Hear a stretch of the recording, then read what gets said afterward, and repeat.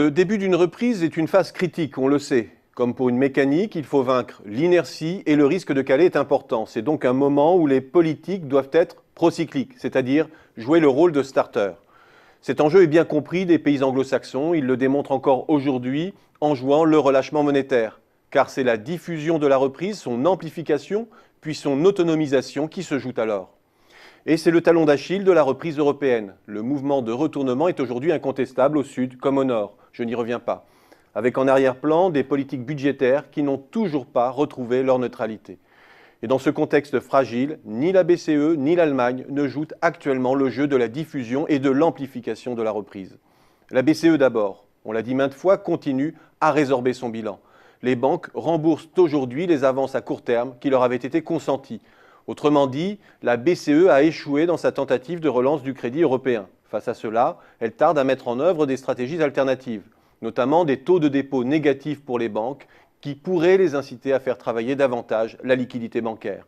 Elle tarde également à agir plus directement sur les marchés obligataires face aux réticences allemandes.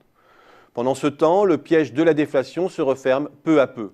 Plus précisément, un cercle vicieux de hausse de l'euro, de gel de l'inflation et de ralentissement des salaires. Autrement dit, la reprise européenne est à la fois pénalisée sur le plan intérieur et extérieur. Côté allemand, c'est la dynamique des salaires qui inquiète. La reprise européenne a besoin d'une locomotive en interne. Les économies du Sud notamment, si elles veulent tirer avantage de leur dévaluation interne et ressortir du trou dans lequel les a plongées la crise. Or, que voit-on? Alors que les négociations salariales semblaient redonner un élan au pouvoir d'achat allemand, le mouvement est en train de s'enrayer. Pourquoi? Parce que face à la hausse de l'euro, les entreprises allemandes distribuent moins de bonus que l'an dernier.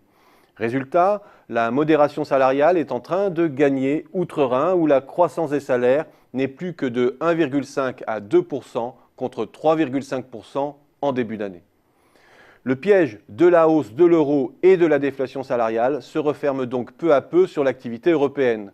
Et si la BCE ne prend pas la mesure du risque face aux stratégies hyper volontaires du Japon, du Royaume-Uni ou des États-Unis, l'Europe restera la région du monde qui résorbe les surcapacités des autres.